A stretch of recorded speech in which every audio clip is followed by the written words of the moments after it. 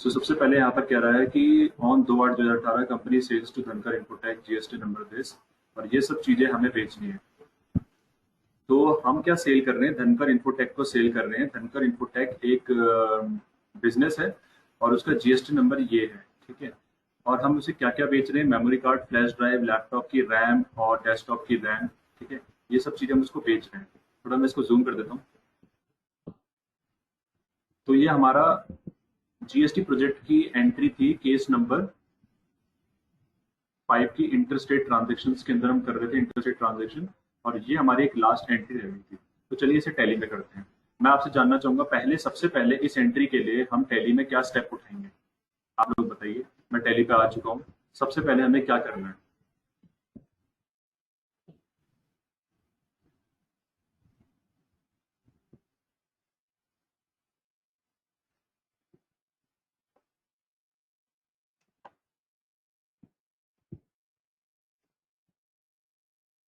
सबसे पहले हम लेजर क्रिएट कर लेंगे। अकाउंट्स इन्फॉर्मेशन में जाते हैं, यहाँ पर हम जाएंगे लेजर्स में, क्रिएट करेंगे लेजर्स। मैंने आपको बताया था, जब भी लेजर्स बनाओ जर्नल एंट्री के, कोई भी एंट्री होती है जीएसटी की, तो उसमें हमेशा पार्टी का मतलब जर्नल एंट्री के मोड से हमें करना होता है। जैसे धनकर इन्फोटेक पहले आपको दिख रहा है, तो just create this laser.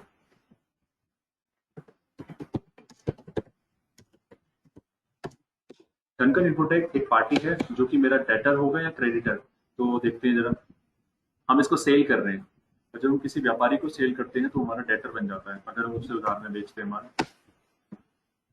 Maintain balance bill bye bill के ऑप्शन को यस करिए। एड्रेस अगर गिवन है तो एड्रेस डालिए, अगर एड्रेस वगैरह कुछ मेंशन नहीं है तो स्किप कर दीजिए विंडो को। फिर यहाँ पर एंट्री में ये नहीं डिफाइन है कि धनकर इन्फोटेक टैली का है, ये ध्यान रखना है आपको। देखो यहाँ पर कहीं नहीं लिखा हुआ कि धनकर infotech is from Delhi, but GST number में 07 आपको दिख रहा है, तो ये ध्यान रखना।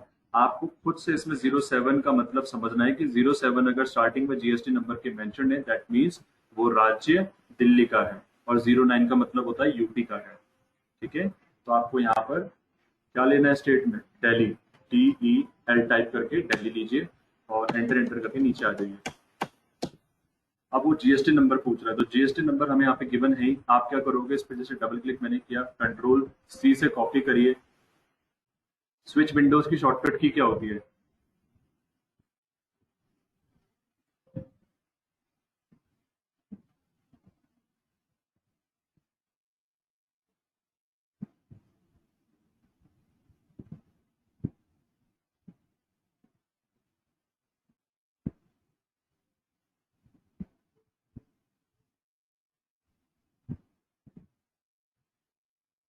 बताइए। स्विच विंडोज की शॉर्टकट की क्या होती है, ये बेसिक का क्वेश्चन है। ऑल्ट प्लस टैब, बहुत समय लगा सकते हैं। ऑल्ट प्लस टैब हम दबाएंगे। ऑल्ट प्लस टैब दबा के यहाँ पे टैली में पेस्ट करना है, तो पेस्ट की टैली में शॉर्टकट होता है Ctrl+Alt+V। एंटर करेंगे, देन इसको सेव कर देंगे।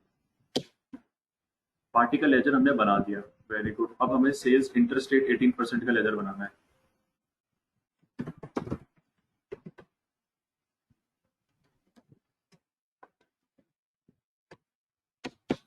अब क्या हो रहा है, मैं जब इस लेजर को बना रहा हूं तो यहाँ पर क्या लिखा हुआ आ रहा है, name already exist, enter are different name.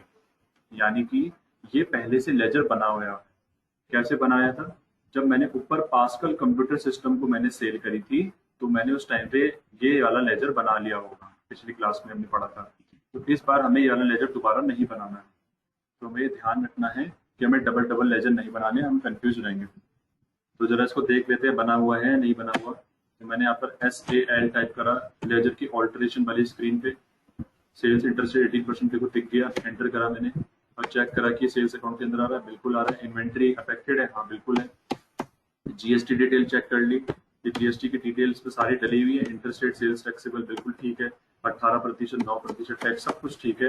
Goods है ठीक है, और सेव कर दिया मैं। एस्केप करके बाहर आ जाओ। बाहर आने के बाद हमें यहाँ पर आउटपुट टैक्स का भी लेजर नहीं बनाना। आउटपुट टैक्स का लेजर क्यों नहीं बनाना, क्योंकि आउटपुट आईजीएसटी वाला लेजर भी बना हुआ होगा। चेक कर लेते हैं भी, accounts information ledgers alter OUT output IGST, देखो ये रहा। ठीक है, इस तरीके से आपको लेजर बना लेने थे, वो हमने बना लिए थे। अब आपको इन्वेंटरी वाउचर्स के अंदर जाकर एंटर करना है और सेल्स वाउचर की शॉर्टकट की टाइप करनी है। सेल्स वाउचर की शॉर्टकट की क्या होती है गाइस, बताइए।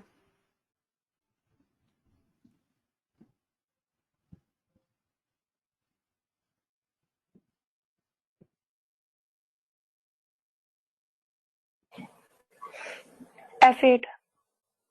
हाँ, मैं ये तो देखना चाह रहा था, कोई माइक में बोल ही नहीं रहा। F8 दबाएंगे। F8 के बटन से क्या होता है, सेल्स का वाउचर आ जाता है। जरा यूज करते हैं इसे। तो ये रहा, F8 से आ गया है बटन। उसके बाद यहाँ पर हमें डेट डालनी है। डेट क्या है, 2/8/2018। तो आपको टैली में हमेशा ध्यान रखना है गाइस कि अगर यहाँ पर 1 अगस्त दिखा रहा है और आप F2 दबाओगे तो ऑटोमेटिकली नेक्स्ट डेट आ जाएगी इस तरीके से। और देखो 2/8/2018 आ गया और आपको बस एंटर का बटन दबाना है, तो 2 अगस्त 2018 आपका आ जाएगा। अब यहाँ पर हमें सेल्स का बिल नंबर डालना है। बिल नंबर यहाँ पर कहीं मेंशन ही नहीं है, तो हम क्या करेंगे, बिल नंबर हम यहाँ से SAL 005 डाल देंगे। पार्टी, किस पार्टी को माल बेच रहे हैं, धनकर इन्फोटेक। उसके बाद कौन सी सेल्स कर रहे हैं, इंट्रा स्टेट सेल करोगे अपने ही राज्य में तो 18% आ जाएगा ये वाला लेजर। हम तो इंटर स्टेट कर रहे हैं इसीलिए ये वाला आएगा, सेल्स इंटर स्टेट 18%। एंटर दबाएंगे, उसके बाद स्पेस बार दबाना है। फिर यहाँ पूछ रहा है क्या क्या माल बेच रहे हैं। मेमोरी कार्ड देखो 32 GB वाला 100 450 के रेट से।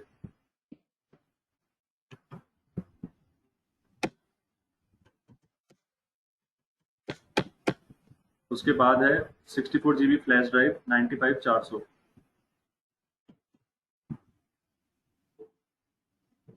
फ्लैश ड्राइव ये रहा, ध्यान से देखना है, इस पे 64 GB भी लिखा होना चाहिए, फ्लैश ड्राइव भी। मैं सोच रहा था कि ये तो नहीं है, ये है। ठीक है, 95 पीसेस, रेट है 400। इसके बाद है गाइस लैपटॉप की रैम 4 GB वाली। ये थी 4 GB की लैपटॉप रैम। कितना बेच रहे हैं हम इसे, 99। रेट है 9500। 92 पीसेस DDR4 डेस्कटॉप रैम।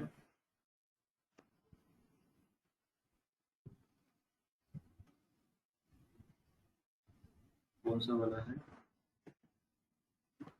इन दोनों में से कौन सा है, तीनों में से कौन सा लेना है हमें।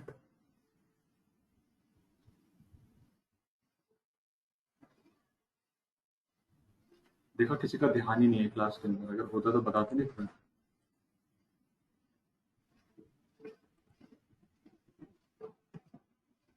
क्वेश्चन पढ़ते मेरे साथ तो बताते नहीं। 8 GB DDR4 डेस्कटॉप रैम है, तो हम लेंगे ये वाला सिमट्रॉनिक्स 8 GB DDR4 desktop RAM. 92 pieces यहाँ पे लिख दीजिए और रेट डाल दीजिए 450। एंटर। तो देखो 41,400 रुपये यहाँ पर आ गया। अब हमें बस एंटर करना है। सारे आइटम्स हमने डिफाइन कर दिए हैं। तो देखो, टैली के अंदर जब भी हम सेल्स करते हैं तो मैंने आपको ऑलरेडी बता ही रखा है, इसमें कोई नई बात नहीं है कि पार्टी का नाम यहाँ पर आता है, सेल्स का लेजर यहाँ पर आ जाएगा, तो आपकी एंट्री देखो ऑटोमेटिकली बन गई, Dhankar Infotech debit to sales account. एक तरीके से बन गई है एंट्री। वैसे बिल नंबर, डेट, आइटम सब मेंशन्ड है। और ये जो फॉर्मेट है इसमें कोई डेबिट क्रेडिट कहीं दिख नहीं रहा, क्योंकि ये आपको एक इनवॉइस मोड है। इनवॉइस मोड के अंदर डेबिट क्रेडिट पर कंफ्यूजन नहीं क्रिएट करना चाहता वो तो आपके लिए बस एक यूजर फ्रेंडली डिटेल दिखाना चाहता है, यूजर फ्रेंडली ऑप्शंस पूछना चाहता है कि पार्टी का नाम का मतलब ऑब्वियसली है जिस पार्टी को सेल्स कर रहे हैं। खाता, जिस खाते से आप सेल्स कर रहे हो खाता रिकॉर्ड करो। आइटम, क्या प्रोडक्ट सेल कर रहे हो, क्या क्वांटिटी, क्या रेट है, क्या अमाउंट है, क्या डेट है, क्या बिल नंबर है। ठीक है, ये सब चीजें। अब हम यहाँ पर एंटर दबाएंगे तो आपको जो 10,64,900 रुपए दिख रहा है ना गाइस, ये आपकी टैक्सेबल वैल्यू होती है। क्या होती है, टैक्सेबल वैल्यू। इस वैल्यू के ऊपर टैक्स कैलकुलेट होता है। और आप इसको बोल सकते हैं आपकी ये सेल्स भी है। सेल्स मतलब सर, सेल्स मतलब होता है इनकम, यानी कि 10,64,900 रुपए एज अ व्यापारी आपने ये कमाया है। Now you have to come लकीर के नीचे। लकीर के नीचे आने के लिए एंटर दबाइए। क्यों दबाते हैं एंटर, क्योंकि लकीर के नीचे एंटर दबाने से आपको यहाँ पर जो पूछता है ना वो लेजर्स पूछेगा, फिर आइटम नहीं पूछेगा। अगर मैं आपको ये सबूत दिखाऊं इसका, तो देखो मैंने स्पेस बार दबाया दीजिए। स्पेस बार दबाने से पहले लिस्ट ऑफ आइटम्स आ रहा था, पर अब लिस्ट ऑफ लेजर्स आ रहा है, क्योंकि हम लकीर के नीचे आ चुके हैं। ठीक है, बट हमारी हमेशा आदत है कि हमें ऑल्ट ए दबाना चाहिए, इसलिए हम ऑल्ट ए दबाएंगे टैक्स एनालिसिस करने के लिए। और यहाँ पर जरा चेक करते हैं कि टैक्स कैलकुलेट हुआ। तो टैक्स कैलकुलेट तो सर कहीं दिख नहीं रहा, टैक्स का रेट, टैक्स का अमाउंट तो दिख रहा है, टैक्स का रेट भी नहीं दिख रहा, क्योंकि हमने ऑल्ट F1 नहीं दबाया। ऑल्ट F1 दबाने से ही सब कुछ आ जाता है। यहाँ पर जो आपको ब्रैकेट में दिख रहा है ये आपका क्या है, बताइए। जो ब्रैकेट में ये क्या है, फटाफट बताइए माइक ओपन करके।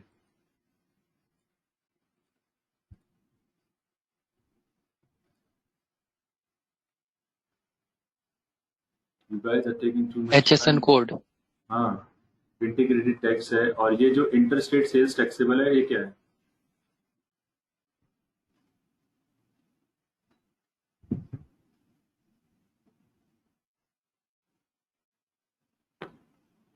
कोशिश करो जवाब देने की, ऐसा थोड़ी ना है कि जब जागेंगे तभी जवाब देंगे। ये कोशिश करो कि अभी मैं पूरी तरीके से सुन रहा हूँ या सुन रही हूँ, मुझे आता है। ठीक है, पूरा का पूरा कॉन्शियस बिहेवियर यहाँ पर डालो। इंटरस्टेट सेल्स टैक्सेबल देखो किसी को नहीं पता, ये नेचर ऑफ ट्रांजेक्शन होता है। मैंने बताया था नेचर ऑफ ट्रांजेक्शन की वजह से टैक्स कैलकुलेट होता है। So sad. अब हम यहाँ पर एस्केप दबाएंगे। एस्केप दबाने के बाद आपको जो खाता लेना है वो लेना है आउटपुट IGST। एंटर दबाओ। यहाँ पर आ गया देखो अमाउंट 1,91,682। और ऑल्ट ए करके आप चेक भी कर सकते हो, 1,91,682 ही आ रहा है। इसका मतलब बिल्कुल ही करेक्ट है। एस्केप करिए, एंटर दबाइए, एंटर दबाइए। Provide GST EV bill details को यस करिए। यस करने के बाद आपको बैक स्पेस करके ईवी बिल की डिटेल डालनी है। 1 2 3 4 5 6 7 8 9 10 11 12। डॉक्यूमेंट टाइप टैक्स इनवॉइस आ गया, पिन कोड आएगा। ठीक है, यहाँ पर पार्टी का पिन कोड अगर डालना ही डालना है जरूरी है तो 110056 ऐसे करके डाल दो। डिस्टेंस इन किलोमीटर में डाल दो डिस्टेंस। यहाँ पर ट्रांसपोर्टर की आईडी के लिए मैंने आपको डिटेल दे रखी है, वो आईडी भरो। ठीक है, आईडी ये डिटेल्स भरने से क्या होता है, प्रैक्टिस हो जाएगी आपकी। भले ही ये डिटेल्स रेलिवेंट नहीं है इतनी, पर आपको पता होना चाहिए। इससे आपको ये तो पता होगा कि ट्रांसपोर्टर की आईडी असल में गाड़ी का नंबर नहीं है, वो एक्चुअली में GST नंबर होगा। व्हीकल नंबर क्या है? व्हीकल नंबर है हमारा ये। So करो copy, alt tab and then control alt V, enter, done. Party का फिर उसके बाद हमें डेट डालना है। डेट क्या है ट्रांजैक्शन की? 2 अगस्त। तो 2.8 लिख दो और एंटर करके सेव कर दो। न्यू रेफरेंस में डाल देंगे SAL 005, एंटर और सेव कर दीजिए से, एंटर और एंटर। तो देखो विद प्रिंट प्रीव्यू पूछ रहा है, हमने कहा बिल्कुल हमें प्रीव्यू लेना है, यस कर दीजिए इसे। तो यहाँ पर आपको आपके बिल का प्रीव्यू दिख जाएगा। ऑल्ट Z जूम की शॉर्टकट की होती है, जूम करने के लिए ऑल्ट Z दबाते हैं। देखो धनकर इन्फोटेक का GST नंबर भी आ रहा है, ये जरूरी है। हमारा पार्टी का नाम, हम खुद कौन है, उसका GST नंबर भी आ रहा है। ठीक है, बिल का नंबर आ रहा है, सब कुछ ठीक है। HSN कोड, क्वांटिटी, रेट, ये आउटपुट IGST भी दिखा रहा है। नीचे चलेंगे तो थोड़ा सा यहाँ पर ये भी दिखा रहा है। ठीक है, अब कोई आपसे पूछेगा यार इसमें टैक्स समरी नहीं दिखा रहा, टैक्स समरी तो आई नहीं रही है इसमें। कई बार होते हैं कुछ लोग जो पूछते हैं आपसे कि टैक्स समरी कैसे आया है, तो हो सकता है आपके बिल में आपको टैक्स समरी भी डिफाइन करनी पड़ जाए। तो कैसे करेंगे टैक्स समरी को डिफाइन? बहुत ही सिंपल है, आपको ऑल्ट के साथ P दबाना है। मैंने आपको बताया था आपको F12 कॉन्फ़िगर का बटन दबाना है उसके लिए। जब भी आपको कोई भी इंपॉर्टेंट डिटेल चाहिए होती है तो F12 दबाओ। और ढूंढते हैं यहाँ पे जरा कहाँ पे है, मुझे तो ऐसा लग रहा है ये है, ये एनालिसिस।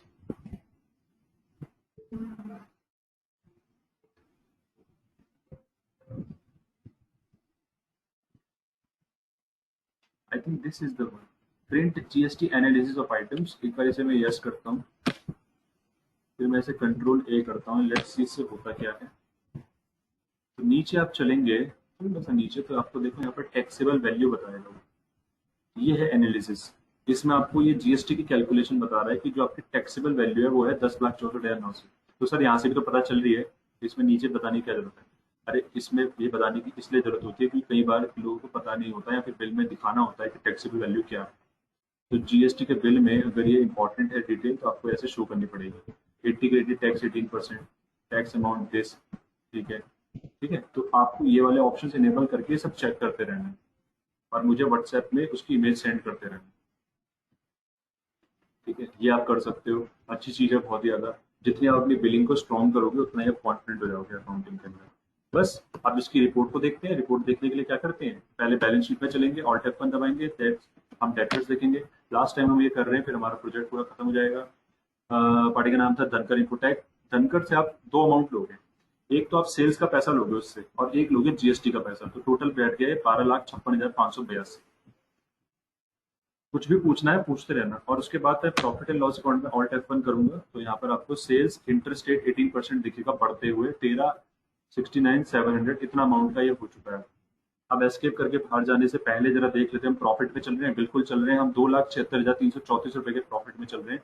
और हमारा ओपनिंग स्टॉक कुछ था ही नहीं, क्योंकि हमने पिछले साल से स्टॉक उठा के लाए नहीं, ठीक है ना। हमने तो परचेज करा था ऑन द स्पॉट, याद होगा आपको, सिम्ट्रॉनिक से परचेज किया था मैंने, ठीक है जी। तो इस तरीके से आपको डिटेल समझनी है। और क्लोजिंग स्टॉक आपके पास अभी इतना बचा हुआ है, कितने रुपए का।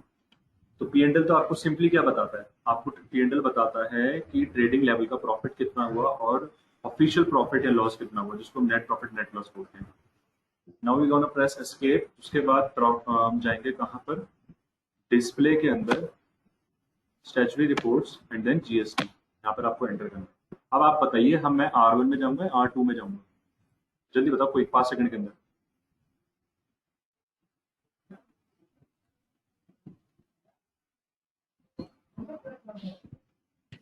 सर 1 में।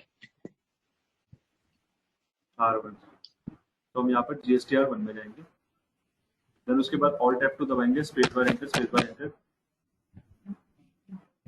अब हम B2B इनवॉइसेस पे जाके एंटर कर देंगे, तो आपको यहाँ पर दिखेगा धनकर इन्फोटेक की डिटेल पूरी हुई।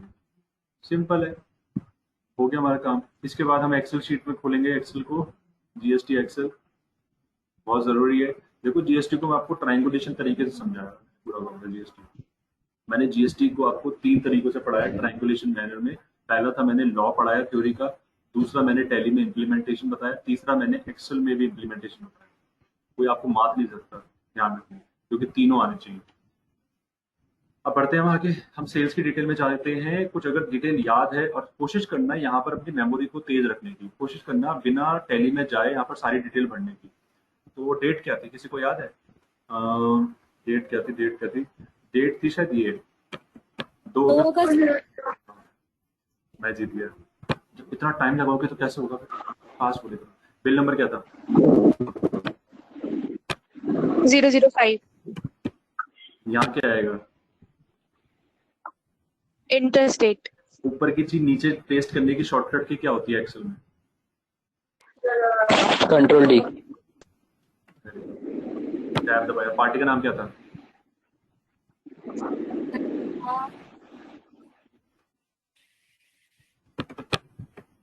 जनकार इन्फोटेक। पार्टी का जीएसटी नंबर क्या था? मुझे भी याद नहीं है। इसके लिए मैं आपको प्रोजेक्ट में लेके चल सकता हूँ। प्रोजेक्ट में देखो यहाँ पर पार्टी का जीएसटी नंबर मेंशन्ड है, तो ये डिटेल भरनी हमें आनी चाहिए। अगर मैं आपको असल में राज की बताऊं, तो राज की बात ये है ना कि आपको जो भी पूरा का पूरा कोर्स है फाइनेंशियल अकाउंटिंग का, उसमें आपने जितना भी कुछ पढ़ा, उसमें से जो कॉम्बिनेशन लेवल की बात करूं, जो आपके कह सकते हैं कि वो यानी कि जो जो टूल्स आपके बैगेज में हमेशा होने चाहिए, वो कुछ ऐसे ही है। एक्सेल में थोड़ा बहुत आपको ये सब आना चाहिए, टैली में आपको थोड़ा बहुत वो आना चाहिए, ठीक है ना। वर्ड में आपको थोड़ा बहुत हेडर फुटर प्रिंट करना, वाटरमार्क, ये सब आना चाहिए। ऐसा नहीं होना चाहिए कि आपको एक ही सॉफ्टवेयर आता है तो सब कुछ आता है ना। आपको हर एक सॉफ्टवेयर की जो मेन मेन चीज है ना, वो आनी चाहिए। जैसे एक्सेल में फिल्टर लगा के कैसे फटाफट से इस प्रकार की इन्फॉर्मेशन को हम निकाल सकते हैं क्विकली, ये आना चाहिए, ठीक है ना।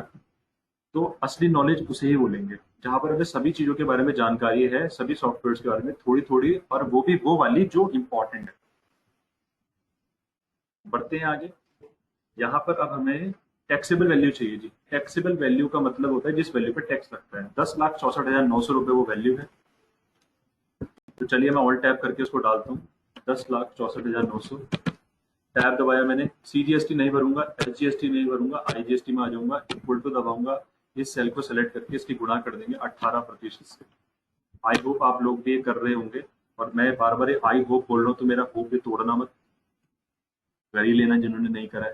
5 सेल्स करने के बाद, 3 परचेज करने के बाद फाइनली हमारी परचेज सेल्स खत्म जीएसटी के अंदर।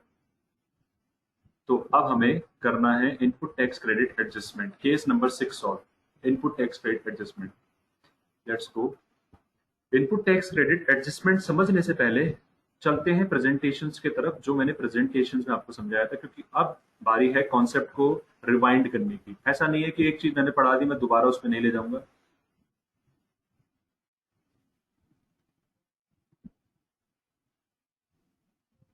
तो कहाँ है वो टैक्स टीचिंग यूएसपी, ठीक है, जीएसटी की प्रेजेंटेशंस।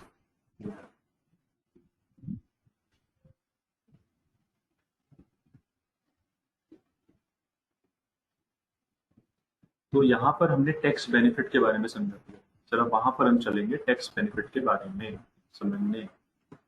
तो मीनिंग ऑफ जीएसटी के अंदर याद होगा आपको, जब मैंने आपको प्रेजेंटेशन में समझाया था कि जीएसटी का मीनिंग क्या होता है, one nation one tax one market, ये तो ब्ला ब्ला ब्ला हमने पूरा पढ़ लिया था। Goods and services tax, single taxation system हम इसको बोलते हैं। इस सिस्टम ने एबॉलिश कर दिया सारे इनडायरेक्ट टैक्सेस। जीएसटी एक डेस्टिनेशन बेस्ड टैक्स होता है, levied on supply of goods and services in India, मतलब कि जीएसटी डेस्टिनेशन बेसिस में लगता है कि जहां प्रोडक्ट पहुंच रहा है वो डिसाइड करता है कौन सा टैक्स रहेगा। मान लीजिए आप यूपी में हैं, प्रोडक्ट पहुंच रहा है यूपी में ही, तो डेस्टिनेशन यूपी है, इसीलिए सीजीएसटी एसजीएसटी लगेगा क्योंकि ये इंट्रा स्टेट ट्रांजेक्शन है। और अगर डेस्टिनेशन दिल्ली होती तो लगता आईजीएसटी क्योंकि वो इंटर स्टेट ट्रांजेक्शन होती। तो जीएसटी डेस्टिनेशन बेस्ड टैक्स होने का मतलब ये होता है, जो मैंने अभी आपको बताया, कि डेस्टिनेशन ही फैसला करता है, यानी कि गुड्स का जो डेस्टिनेशन है, गुड्स या सर्विसेज का जो डेस्टिनेशन है जहां वो पहुंच रहा है, वही डिसाइड करता है कि कौन सा टैक्स लगेगा। Every step of production process is subject to charge GST. बहुत ही अच्छी लाइन है, आप बहुत कुछ इसमें ऐड करके बोल सकते हो कि हर एक प्रोडक्शन की प्रोसेस का एक एक स्टेप में जीएसटी चार्ज होता है। जीएसटी, अब ये था मेन पॉइंट जिसके लिए मैं आपको यहाँ पे लेके आया। ऊपर वाली चीजें तो मैंने एक रूपरेखा बनाने के लिए, बेस बनाने के लिए बताई थी, अब इसको समझते हैं। GST is supposed to be refunded to the parties who are involved in the production process। ये मैंने पास्ट बोला, थोड़ा सा धीरे बोलता हूँ। GST is supposed to be refunded। GST is supposed to be refunded, यानी कि इसका मतलब सिंपल सा ये हुआ कि GST को रिफंड करना होता है टू द पार्टीज, उन पार्टीज को who are involve in the production process, जो प्रोडक्शन प्रोसेस के अंदर इन्वॉल्व है। अब वो पार्टीज कौन कौन सी है? कस्टमर है ना, कस्टमर तो मतलब ही है, वो तो अपने पर्पस के लिए प्रोडक्ट यूज कर रहा है, अपने पर्पस के लिए प्रोडक्ट परचेज करके यूज करता है। तो कौन है ऐसी पार्टी जो प्रोडक्शन प्रोसेस के अंदर इन्वॉल्व होती है? मैन्युफैक्चरर है, डिस्ट्रीब्यूटर है, होलसेलर है, डीलर या रिटेलर है, ठीक है ना, डीलर या रिटेलर यानी कि दुकानदार। तो ये सब के सब जो पार्टीज है ना, ये सब के सब वो पार्टीज हैं जो प्रोडक्शन प्रोसेस के अंदर इन्वॉल्व हैं, तो इनको जीएसटी का इनका पैसा वापस रिफंड कर देना चाहिए। अब सवाल आता है कौन सा पैसा रिफंड कर देना चाहिए, यानी कि नटशेल में बात करें तो only value addition will be taxed and burden of tax is to be borne by the final consumer. तो इसको हम जरा समझते हैं इस वाली प्रेजेंटेशन में। अंडरस्टैंडिंग टैक्स रिफंड, बीच में आपके है गवर्नमेंट, डीलर 1 डीलर 2 है। डीलर 2 ने परचेज करे 100 रुपए का प्रोडक्ट 18% जीएसटी के साथ और 18 रुपए उसने जीएसटी पे करा, यानी कि डीलर 2 ने डीलर 1 को पे कर दिया होगा। कैसे? क्योंकि उसने उसको 118 रुपए पे करा। अब सवाल आता है 100 का प्रोडक्ट खरीद रहा है तो 118 क्यों दे रहा है भाई? इसलिए दे रहा है क्योंकि ये नियम है कि सप्लायर ही हमेशा जीएसटी कलेक्ट करके गवर्नमेंट को देता है। कोई आपसे अगर पूछेगा कि भाई डीलर 2 खुद नहीं दे सकता 18 रुपए गवर्नमेंट को जाकर, क्यों? वो डीलर 1 पे भरोसा कर रहा है। वो इसीलिए भरोसा कर रहा है क्योंकि ये सप्लायर की ही जिम्मेदारी होती है कि वो परचेज करते हुए सेल्स करते हुए टैक्स कलेक्ट करके गवर्नमेंट को पे करेगा। तो इसीलिए डीलर 2 को 118 रुपए डीलर 1 को देने पड़े। अब डीलर 1 क्या करेगा? वो गवर्नमेंट के पास जाएगा डीलर 2 के 18 रुपए पे करने, जिसको हम बोलते हैं रिटर्न फाइलिंग, जिसको हम बोलते हैं टैक्स पेमेंट। तो उस टाइम पे डीलर 2 नहीं दिखेगा, वो डीलर 2 के साथ साथ वो जीएसटी नंबर भी मेंशन करेगा। तो गवर्नमेंट के बुक्स में जीएसटी नंबर आ जाएगा कि किस जीएसटी नंबर के तहत 18 रुपए उसके पास आए हैं गवर्नमेंट के पास, ठीक है ना। तो पूरी प्रक्रिया के अंदर आपको एक चीज मैं समझाना ये चाहता था टैक्स रिफंड के बारे में, और यहाँ पर एक इंटरेस्टिंग पॉइंट और निकल के आया अभी बातें करते करते, कि डीलर 2 ने जब परचेज करा 100 रुपए का प्रोडक्ट 18% जीएसटी के साथ उसने 18 रुपए में परचेज करा, तो उसने पे करा 118 रुपए, ठीक है ना। तो जब वो 118 रुपए पे कर रहा है डीलर 1 को, तो क्यों कर रहा है? 100 रुपए तो प्रोडक्ट के, 18 रुपए जीएसटी के, फिर डीलर 1 जाकर गवर्नमेंट को 18 रुपए जीएसटी पे करके जाएगा, ठीक है ना।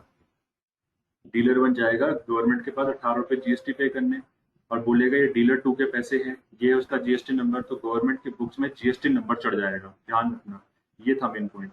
क्यों मिलता है टैक्स रिफंड? कैसे मिलता है टैक्स रिफंड? क्योंकि गवर्नमेंट के बुक्स में, गवर्नमेंट की रिपोर्ट्स के अंदर डीलर 2 नाम का एक डीलर होगा और उसका जीएसटी नंबर भी मेंशन होगा, और ये भी मेंशन होगा कि इस बंदे ने परचेज करते हुए डीलर 1 को टैक्स पे करा 18 रुपए। फिर डीलर 2 क्योंकि प्रोडक्शन प्रोसेस का पार्ट है, इसीलिए वो डीलर नंबर 3 को माल बेच रहा है 150 रुपए में। 100 की चीज ने 150 में बेची। अब आप बोलोगे सर 100 की चीज क्यों है, 118 की चीज क्यों नहीं है? क्योंकि जब डीलर 2 को यह आश्वासन मिल जाता है कि उसे 18 रुपए टैक्स वापस मिल जाएंगे, तो वो अपनी कॉस्ट 118 नहीं वो 100 बोलता है। ये हम ऑलरेडी पढ़ चुके हैं कैस्केडिंग इफेक्ट के अंदर, मैंने आपको बताया था कि अगर डीलर को उसका टैक्स वापस मिल जाएगा तो अपनी कॉस्ट 118 नहीं बल्कि 100 बताएगा। तो डीलर 2 ने सेल करा 100 रुपए के प्रोडक्ट को 150 रुपए में डीलर 3 को। 150 का 18% होता है 27 रुपए। 27 रुपए जीएसटी भी उसने चार्ज करा और वो रिसीव करेगा 177 रुपए डीलर नंबर 3 से।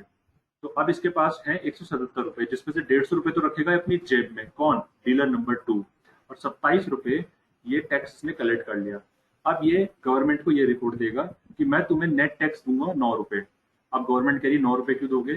क्योंकि टैक्स रिसीव्ड फ्रॉम डीलर 3, मैंने टैक्स जो रिसीव करा है डीलर नंबर 3 से वो 27 रुपए करा है, minus tax paid to dealer 1। मैंने डीलर 1 को देखो टैक्स भी पे कर दिया था 18 रुपए।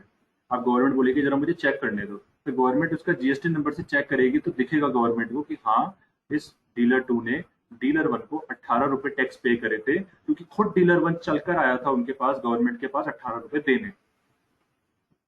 ठीक है, इसीलिए 27 रुपए में से 18 रुपए घटते हैं तो बचा 9 रुपए। इसी को बोलते हैं टैक्स रिफंड। इसी को बोलते हैं कि जो पार्टीज इन्वॉल्व होती हैं जीएसटी की सप्लाई प्रोसेस के अंदर, सप्लाई चेन के अंदर, उनको परचेज में पे किया गया टैक्स वापस मिल जाना चाहिए। यानी कि डीलर 2 को देखो 18 रुपए वापस मिले हैं। अब आप बोलोगे सर हाथ में नहीं मिले। अरे हाथ में ना मिले होने का क्या मतलब होता है? डीलर 2 को देने 27 थे, ठीक है ना, गवर्नमेंट ने बोला अपने 18 काट ले, तो उसने काटे तो 18 रुपए देखो यहाँ पे माइनस, तभी तो 9 रुपए दे रहे हैं। और नेट शेल में इसका मतलब क्या होता है कि जो प्रॉफिट कमा रहा है 50 रुपए, उसी के ऊपर जो 18% होगा वो 9 रुपए होगा। देखो 50 रुपए का अगर आप 18% निकालोगे तो 9 रुपए ही निकल के आएगा। यानी कि अल्टीमेटली चाहे कोई भी डीलर हो, अगर वो प्रॉफिट कमा रहा है कोई भी अमाउंट का, तो आपको बस उसके टैक्स रेट से उसको इंटू कर देना, तो आपको पता चल जाएगा अल्टीमेटली वो नेट टैक्स कितना गवर्नमेंट को पे कर रहा है। तो यानी कि कोई भी डीलर हो वो अपने प्रॉफिट के अगेंस्ट ही गवर्नमेंट को टैक्स पे करता है। अल्टीमेटली डीलर 2 50 रुपए नहीं कमा रहा, वो 41 रुपए कमा रहा है, 41 रुपीज। 41 रुपीज उसकी व्हाइट मनी है, और अगर 41 रुपीज वो पे नहीं करता तो 50 रुपए उसकी ब्लैक मनी बन जाएगी। बस इतना मुझे समझाना था। कोई भी अगर क्वेश्चन है तो आप लोग पूछ सकते हो। अब मैं चलता हूँ प्रोजेक्ट की तरफ, क्योंकि अब हमारा एक बेस बन चुका है। अब हम प्रोजेक्ट की तरफ आसानी से फोकस्ड होके जा सकते हैं। तो देखिए केस नंबर 6 में इनपुट टैक्स क्रेडिट एडजस्टमेंट दिखा रहा है। कह रहा है company adjust the input tax from the output tax with respect to the period of tax payment. ठीक है ना, मंथली और क्वार्टरली। सिंपल सा मतलब है इसका कि कंपनी ने क्या करा, वो इनपुट टैक्स का इस्तेमाल करके आउटपुट टैक्स को एडजस्ट करना चाहती है। एडजस्ट करने का मतलब क्या होता है? खत्म करना चाहती है। तो पहले हमें टैली में चलना पड़ेगा। हम एस्केप करके यहाँ पे जाएंगे, ध्यान समझना क्योंकि अब ये बहुत ही इंपॉर्टेंट स्टेज है। बैलेंस शीट में जाओ, एंटर करो। उसके बाद आपको यहाँ पर ऑल्ट F1 दबाना है। ड्यूटीज एंड टैक्सेस में जाओ, एंटर करो। देखिए जी, ये आपके सारे के सारे टैक्सेस हैं। ऑलराइट, तो ध्यान से मेरे साथ साथ चलना और समझना चीजों को।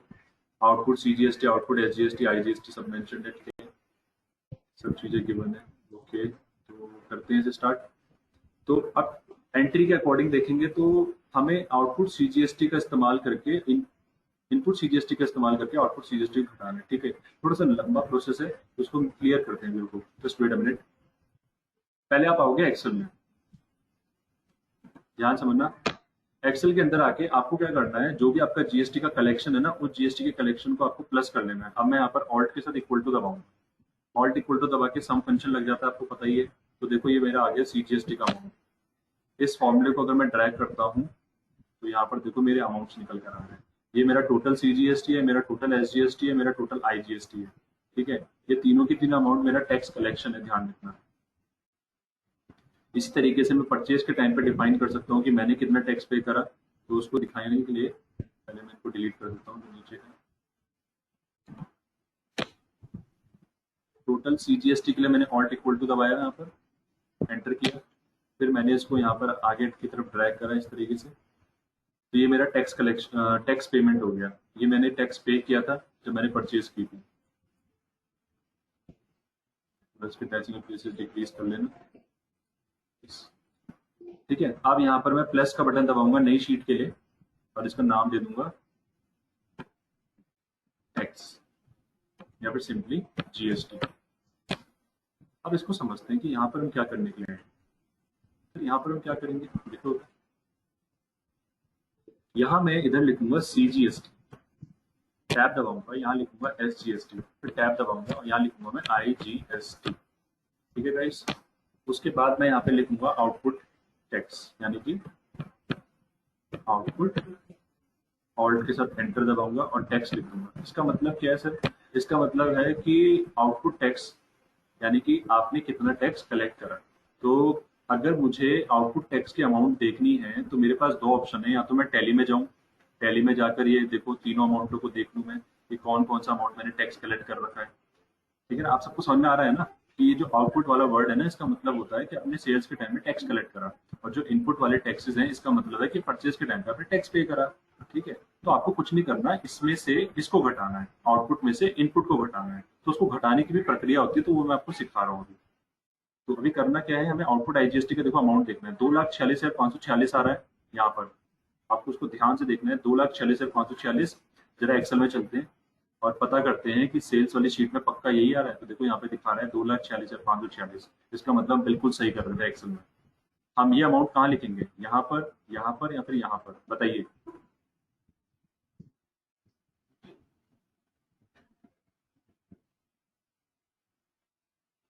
IGST में।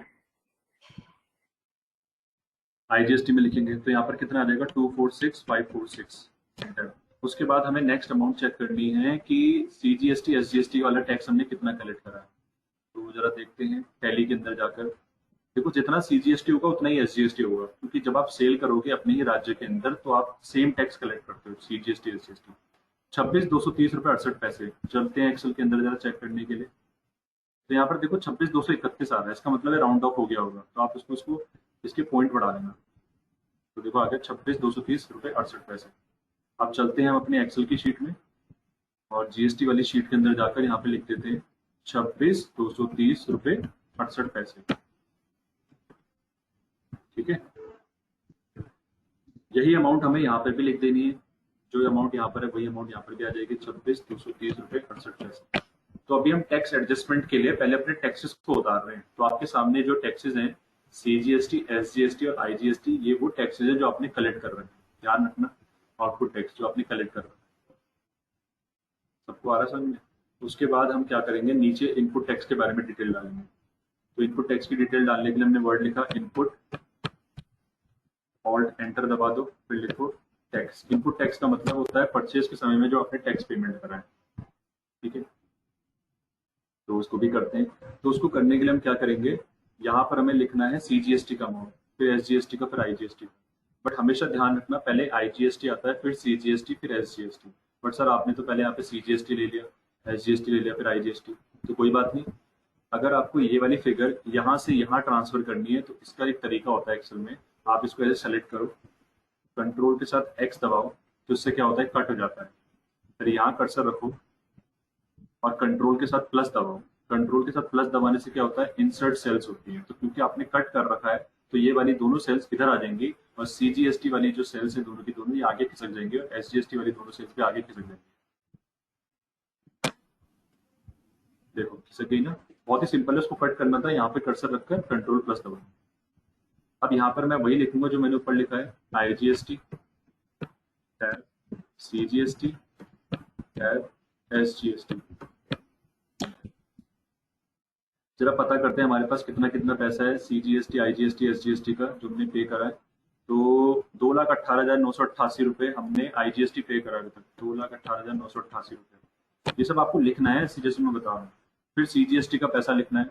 CGST का पैसा लिखने के लिए 21,967 रुपये 28 पैसे लिखना है। 21,967 रुपये 28 पैसे लिखिए, और यही अमाउंट आपको यहाँ पे भी लिखना है। तो यहाँ तक अगर किसी को कोई डाउट है तो पूछ सकता है मेरे से अभी, और अगर नहीं है तो टाइप कर दीजिए चैट बॉक्स में एंड। कुछ भी अगर पूछना है तो यहाँ तक पूछ लो, मैं दोबारा बताने के लिए तैयार हूँ, डोंट वरी। सर मुझे वो चीज़ समझ में नहीं आया, मुझे ये नहीं आया समझ में, सर मुझे कुछ नहीं आया, ये भी हो सकता है कुछ ना आया हो। नहीं यार ये तो नहीं होना चाहिए, कुछ नहीं आया।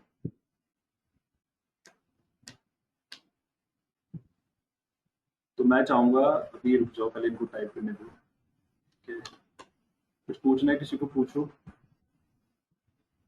और अगर सब कुछ क्लियर है तो टाइप करिए एन चैट बॉक्स में। तुषार, आशुतोष, मीनाक्षी एंड कनिका ने टाइप करा है एन। अंजलि ने बहुत रुक के एन टाइप करा है, शायद अंजलि को कुछ दिक्कत है।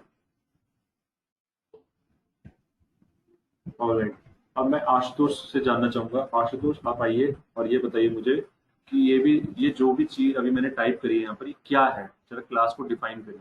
आपके पास बस 10 सेकंड है। Your time starts now.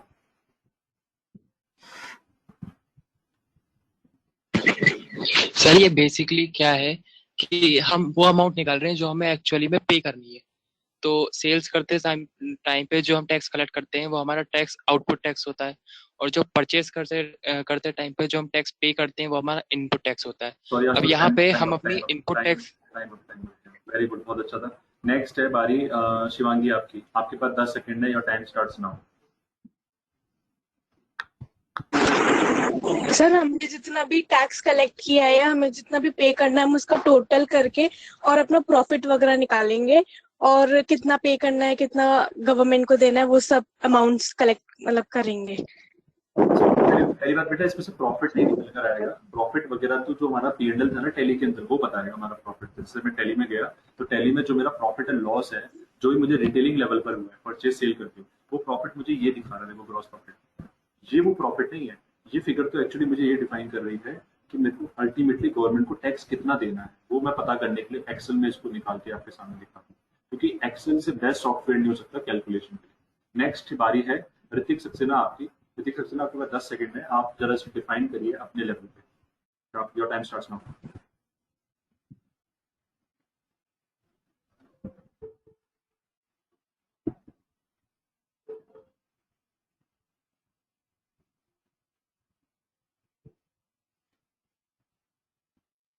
देखो, ये जो माइक ओपन हो रहा है और माइक बंद हो रहा है ना, इससे पता चल रहा है कॉन्फिडेंस। कोई नहीं। नेक्स्ट मैं बताना चाहूंगा जी, संध्या। संध्या आप बताओ, 10 सेकंड है आपके पास। सर इनपुट टैक्स का मतलब ये है कि हमें इतना गवर्नमेंट से लेना है और आउटपुट टैक्स का मतलब इतना हमें देना है। साफ बोलना, सुखी रहना। ठीक है, पहले तो ये समझ लो मैं आप लोगों से बुलवा क्यों रहा हूँ। ये आपके फायदे के लिए। आपने भी एक चीज पढ़ी, अब आप उसका एक्सप्लेनेशन दे रहे हो। दैट मीन्स आप उसका मीनिंग समझने की कोशिश कर रहे हो। दैट मीन्स आप समझ रहे हो और सीख रहे हो। नेक्स्ट बारी है वंशिका आपकी। जल्दी से 10-10 सेकंड के अंदर खत्म करेंगे, क्योंकि अब आपको रटने वाली चीज नहीं बोलनी है। आपको तो अपना जो दिख रहा है एग्जैक्टली वो चीज बोलनी। Vanshika 10 second, your time starts now. Quick. और सर इसमें ये है कि हमने टोटल कितना टैक्स कलेक्ट किया और कितना टैक्स पे किया है। इनपुट में हमने पे किया और आउटपुट में कलेक्ट किया है। ऑलराइट, अब हम चलते हैं जो सबसे इंपॉर्टेंट लाइन है उसकी तरफ। वो है ये सबसे नीचे नोट कुछ लिखा हुआ है। मैं चाहूंगा कनिका आप पढ़िए इसे। नोट में क्या लिखा हुआ है बेटा? ये जो नोट वाली लाइन है जिसको मैंने अभी सेलेक्ट कर लिया, ये Note: until input IGST is nil, it will be using to adjust output IGST 1, output CGST second, output SGST third. इस लाइन का मतलब बहुत ही ज्यादा इंपॉर्टेंट है आप लोगों के लिए समझना। इसका मतलब बहुत सिंपल है, वो ये है कि सबसे पहले आपको इनपुट आईजीएसटी को खत्म करना होता है। समझ में? सबसे पहले आपको इनपुट आईजीएसटी को खत्म करना है। मतलब कि जो परचेज करते हो आपने आईजीएसटी पे करा है। मेरी एक भी बात को इग्नोर मत करना, ध्यान से सुनना। बहुत ही इंपॉर्टेंट स्टेटमेंट मैं दे रहा हूँ, गोल्डन स्टेटमेंट्स। इनपुट आईजीएसटी जो आपने परचेज के समय गुड्स परचेज करके आपने जो टैक्स पे करा था, वो वाला जो आईजीएसटी है ना, इनपुट आईजीएसटी, वो जब तक खत्म नहीं हो जाता तब तक आपको उसका इस्तेमाल करके आउटपुट आईजीएसटी खत्म करना है, आउटपुट सीजीएसटी खत्म करना है और आउटपुट एसजीएसटी खत्म करना है। सिंपल शब्दों में कहूँ तो ये जो अमाउंट आपको दिख रही है 2,18,988 रुपए, इसका इस्तेमाल करके आपको ये तीनों के तीनों टैक्सेस एडजस्ट करने हैं। पहले होगा आउटपुट आईजीएसटी एडजस्ट, फिर होगा आउटपुट सीजीएसटी एडजस्ट, देन होगा आउटपुट एसजीएसटी एडजस्ट। तो वही मैं करने के लिए यहाँ पर आया हूँ, इसीलिए मैंने इसको एक्सेल में बनाया। ठीक है, ध्यान समझना, कुछ पूछना है पूछते रहना।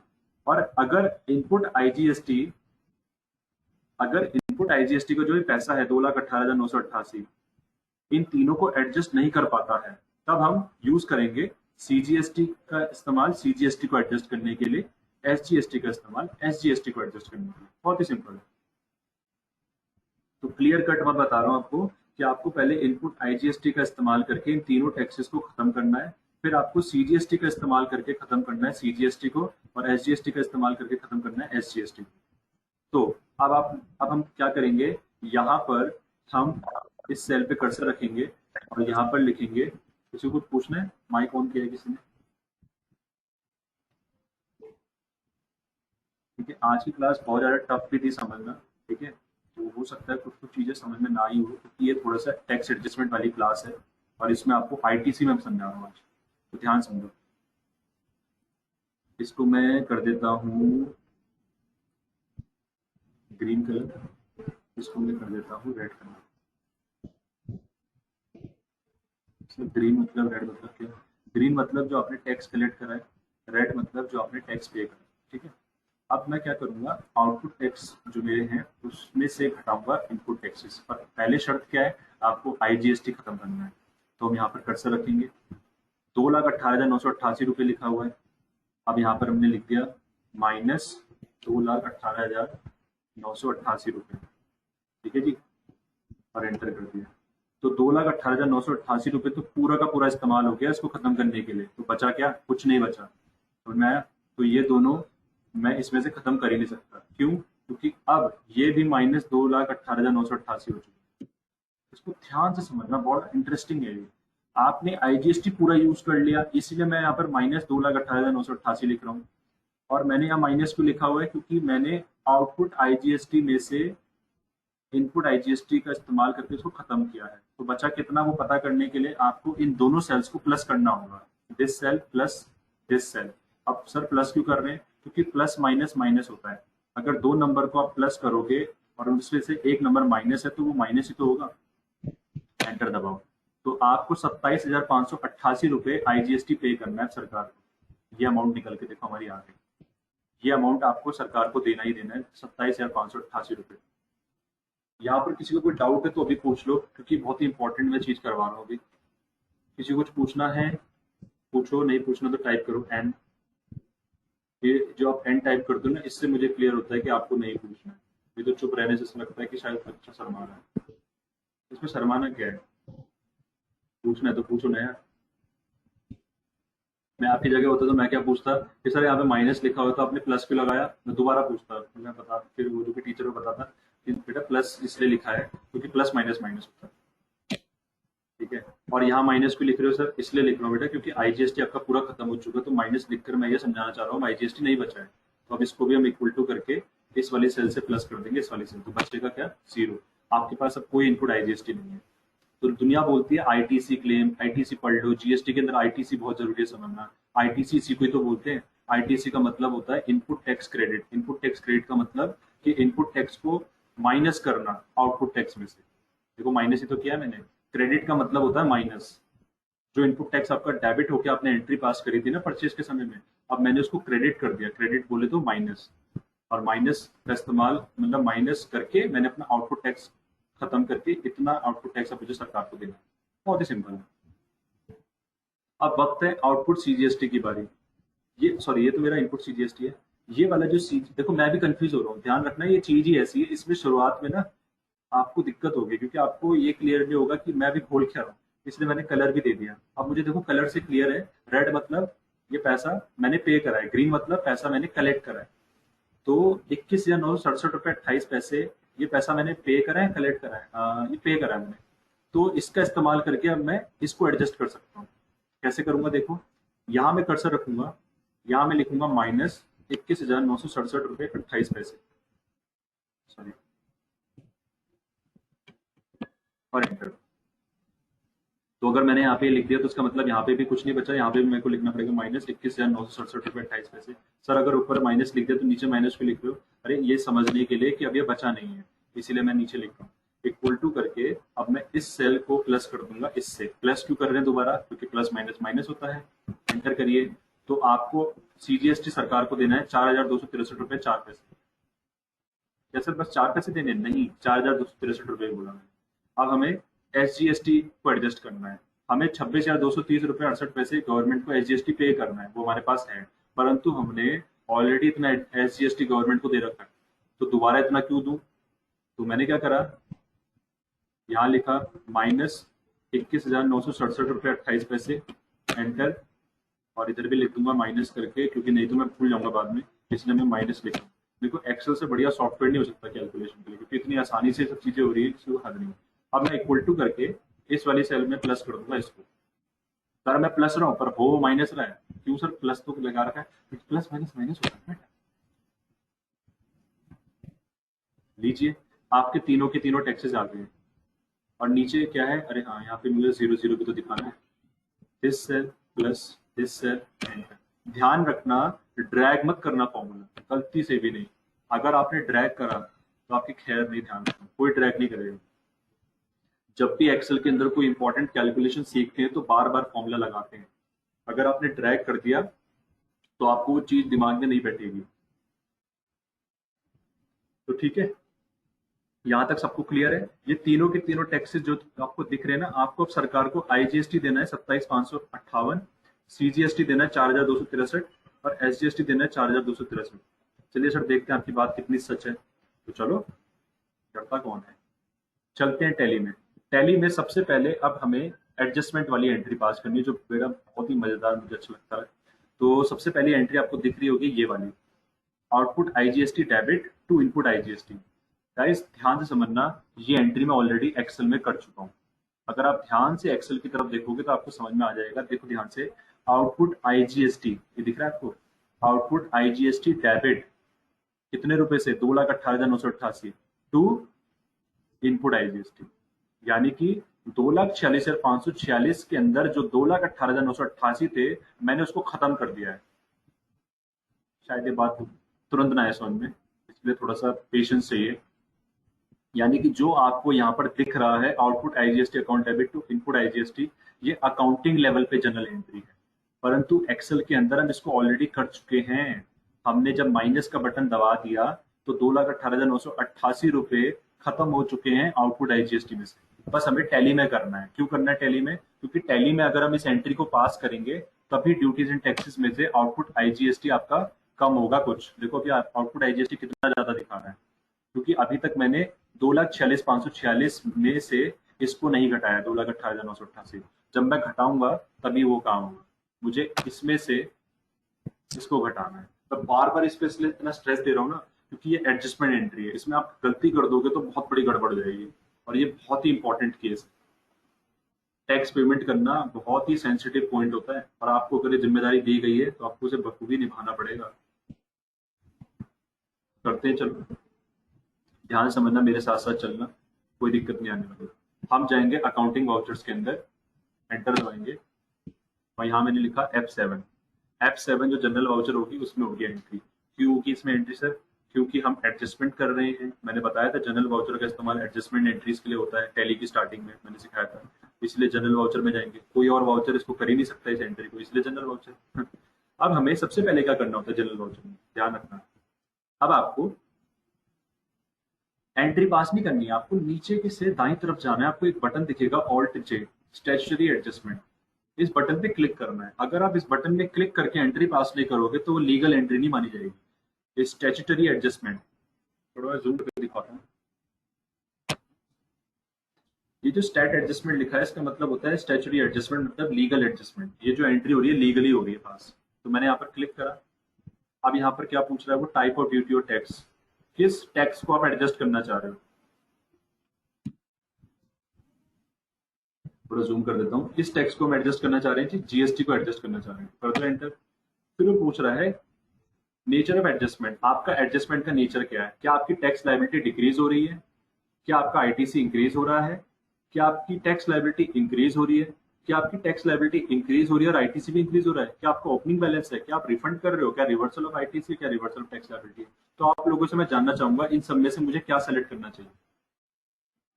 सोच समझ के बताना, जल्दी बताओगे तो गलत होगा। माइक ओपन करके बोलो, सबको बोलना है। जय माता दी। Sir increase of tax liability and ITC. ठीक है, और वो क्या मानना है और बताइए, जल्दी जल्दी बताओ। शिवांगी, शिखा, जो भी बच्चे हैं, Anjali, Tyagi, Ayesha, Sandhya. Reversal of ITC. Reversal of ITC, ठीक है, सबके सब बताइए। So decrease of tax reversal liability. Of ITC. Decrease of tax liability, कोई कह रहा है रिवर्सल ऑफ, सबको बोलना है जी। कनिका आप बताइए, चलिए। हाँ sir decrease of tax liability. Kanika आपकी आवाज नहीं आई क्योंकि संध्या ने बोले बीच में, ठीक है, पहले संध्या आप बोलो। Sir decrease of tax liability ठीक है, फर्स्ट वाला। कनिका नेक्स्ट है, फिर Meenakshi. Sir, reversal of ITC. ठीक है, अब ध्यान से समझना इस चीज को। जो बच्चे रिवर्सल ऑफ आईटीसी कह रहे हैं वो इसलिए कह रहे हैं क्योंकि उनको लग रहा है आईटीसी की एंट्री ना क्रेडिट डेबिट से क्रेडिट हो रही है, रिवर्स हो रहा है, आईटीसी माइनस हो रहा है। ऐसा नहीं है। रिवर्सल ऑफ आईटीसी हम तब लेते हैं जब आपने जो आईटीसी लिया है ना वो आपको रिवर्स करना पड़ जाता है। मान लीजिए आपने कुछ परचेज करा प्रोडक्ट, ठीक है, परचेज प्रोडक्ट करने के बाद आपने इनपुट टैक्स पे करा, वो तो आपका इनपुट टैक्स है ना। अब आप उस माल को वापस कर रहे हो किसी को, सोचो, दिमाग उसको प्रैक्टिकली समझने की कोशिश करो।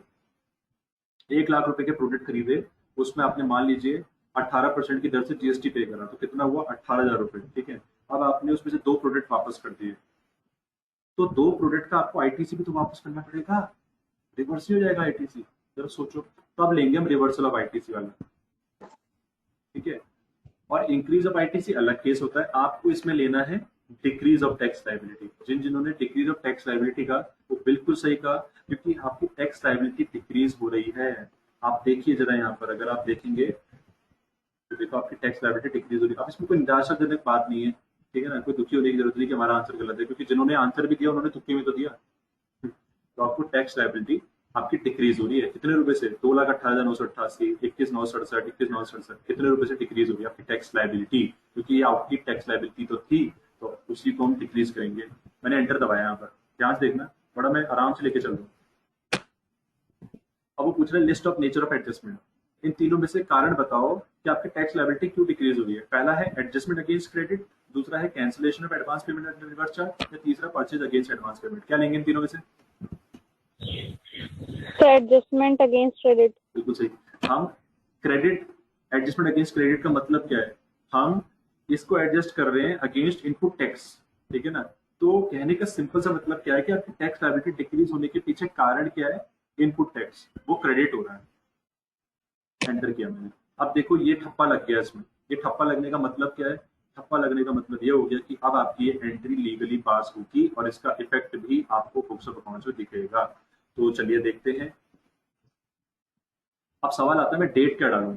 मैंने F2 प्रेस करा, सोच समझ के बिल्कुल ध्यान से पेशेंस के साथ समझना। मैंने F2 दबाया, F2 दबा के यहाँ पे 3-8 आ रहा है, बहुत ही ध्यान से समझिए उसको, मैं आपको बिल्कुल क्लियर कर बताऊंगा। Excuse me, sir. हाँ जी, सर अभी आपने क्या बोला, आपकी वॉइस ब्रेक हो गई थी। कहाँ पे क्या बोला मैंने? सर वो आपने अभी पूछा था ना, उसके बाद कौन सा पूछा, बताओ तो सही, कहाँ पे रुका? डिक्रीज ऑफ टैक्स लायबिलिटी के बाद। हाँ, डिक्रीज ऑफ टैक्स लायबिलिटी का बेटा मैंने पूछा था कि ये क्या लेना है यहाँ पर एडिशनल डिटेल्स में। तो यहाँ पर हमें लेना है एडजस्टमेंट अगेंस्ट क्रेडिट, क्योंकि आपका जो टैक्स है आउटपुट टैक्स वो एडजस्ट हो रहा है इनपुट टैक्स की मदद से, इनपुट टैक्स के क्रेडिट होने की मदद से, जो हमने अभी एक्सेल शीट में करा दिया था। बिना एक्सेल के तो हम इसको कर ही नहीं सकते भाई। तो आपने एक्सेल शीट की मदद से अभी क्या करा था, अपने आउटपुट टैक्स को कम किया था, कितने रुपए से, इतने इतने रुपए से, ठीक है ना। तो आपकी ये जो आउटपुट टैक्स है ये एडजस्ट हो रही है अगेंस्ट क्रेडिट। अगेंस्ट क्रेडिट का मतलब है इनपुट टैक्स क्रेडिट। ये तीनों के तीनों आपके इनपुट टैक्सेस है, वो टैक्सेस जो परचेज के समय पे पे करे थे। That is the reason why हम यहाँ पर एडजस्टमेंट अगेंस्ट क्रेडिट ले रहे हैं, ठीक है। अब सवाल आता है डेट का, इसको ध्यान से समझना, डेट्स क्या लेनी है, सुनो ध्यान से। अगर आप मंथली जीएसटी पे करते हो तो महीने की एंड की डेट डाल सकते हो। अगर आप क्वार्टरली जीएसटी पे करते हो सरकार को तो आपको हर 3 महीने की एंड की डेट डालनी है। मान लीजिए अप्रैल मई जून, अप्रैल मई जून पहला क्वार्टर होता है, तो मैं डालूंगा 30 जून डेट। फिर अगला क्वार्टर होगा जुलाई अगस्त सितंबर, तो मैं क्या डालूंगा 30 सितंबर। फिर होगा अक्टूबर नवंबर दिसंबर, तो अगली डेट क्या होगी 31 दिसंबर। और अगर अगला क्वार्टर हुआ जनवरी फरवरी मार्च, तो मैं डालूंगा 31 मार्च। बहुत सिंपल है। अगर आप गवर्नमेंट को हर 3 महीने में जीएसटी पे करते हो क्वार्टरली, ठीक है, तो आपको हर 3 महीने की एंड की डेट डालनी है। और अगर आप हर महीने के एंड में पे करते हो तो वो तो और सिंपल है, तब तो आपको अप्रैल के महीने में 30 अप्रैल डालना है, मई के महीने में 31 मई, जून के महीने में 30 जून, जुलाई के महीने में 31 जुलाई। समझ आ रहा है? बहुत ही सिंपल है, यानी कि महीने की एंड की डेट। अब सवाल आता है कि हमें 3 महीने कब लेने हैं और 1 महीना कब लेना है। बहुत ही सिंपल है ये भी। हमें 3 महीने कब लेने होते हैं, क्वार्टरली हम टैक्स तब पे करते हैं जब हमारा पूरा का पूरा बिजनेस का एग्रीगेट टर्नओवर 1.5 करोड़ से कम होता है। सरकार ये बोलती है कि जो भी पूरे के पूरे साल में 1.5 करोड़ से कम सेल्स कर रहा है तो वो ज्यादा तंग ना हो, मेरे को बस हर 3 महीने में जीएसटी लाकर दे दे। परंतु अगर कोई भी व्यापारी पूरे के पूरे साल में 1.5 करोड़ से ज्यादा की सेल्स कर रहा है तो उसको हर महीने मेरे को जीएसटी देना पड़ेगा। वो मुझे हर महीने जीएसटी पे करेगा, टैक्स वगैरह एडजस्ट करके, नहीं तो उसका काम इलीगल माना जाएगा। तो मैं क्या करूंगा यहाँ पर, मैं लूंगा हर 3 महीने, क्योंकि आपको याद होगा मैंने F11 F3 करके जब मैंने जीएसटी की डिटेल यस करी थी गाइस, तो मैंने यहाँ पर पीरियडिसिटी में क्वार्टरली डाला था, याद होगा आपको।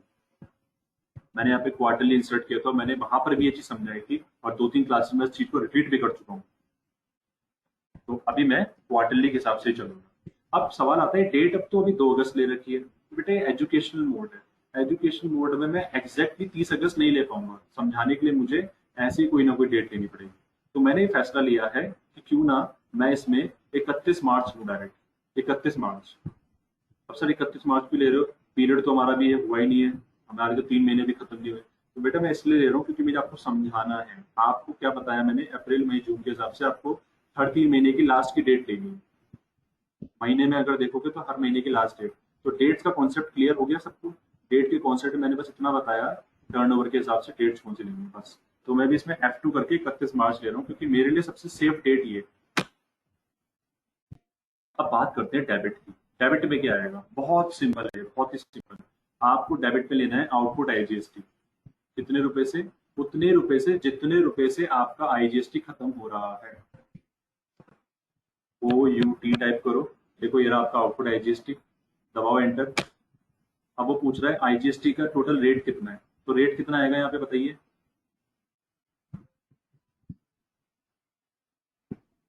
18%।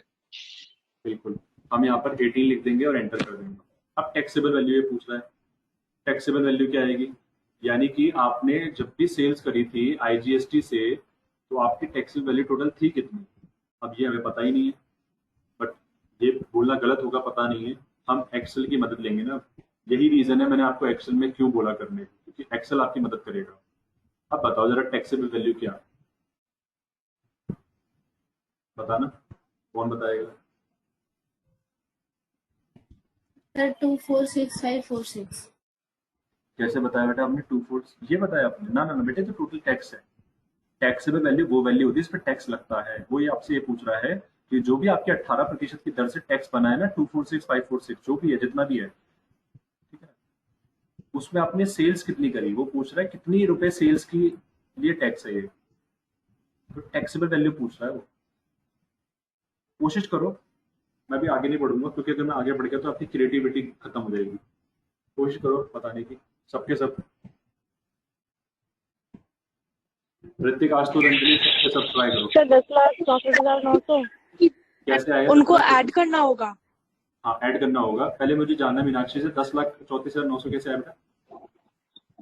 सर लिखा तो है उसमें टैक्सेबल वैल्यू। कहाँ पे? ये तो धनकर का है। सर टोटल लास्ट के दो। हाँ अभी किसी ने कहा टोटल लास्ट के 2, बिल्कुल सही जवाब। देखो आपने इंटरेस्ट रेट लेवल पे सेल कितनी करी है, 3 सेल करी है, देखो इंटरेस्ट रेट लेवल पे, और आपने इंटरेस्ट रेट लेवल पे 2 ही सेल करी है, तो इसलिए आप इन दोनों सेल्स को सेलेक्ट कर लोगे ऐसे। तो ये है आपकी टोटल टैक्सेबल वैल्यू आईजीएसटी वाली। यानी कि ध्यान सुनना, मैं भी इसको क्लियर कट बोलने वाला हूँ, यानी कि ये है आपकी टोटल टैक्सेबल वैल्यू जिसमें आपने 18% जीएसटी कलेक्ट करा है, वो भी आईजीएसटी वाला। और ये वैल्यू जानने के लिए आप नीचे आ जाओ स्टेटस बार में, तो आपको देखो यहाँ पे सम दिखाई देगा। सम कितना आ रहा है? 13,69,700। तो टैली में जाकर आपको यही टाइप करना है, 13,69 क्या था उसके बाद 700 ये करना है हमें। ध्यान रखना एग्जैक्टली ऐसा ही करना है, तभी आपका टैक्स प्रॉपर तरीके से एडजस्ट हो। अब सर डेबिट में कितना डालें? डेबिट में आपको पूरा का पूरा टैक्स अमाउंट नहीं डालना है, क्योंकि आप पूरे के पूरे टैक्स को खत्म नहीं कर रहे हो। आप कितना रुपए टैक्स खत्म कर रहे हो? आप खत्म कर रहे हो कितना रुपए, बताना।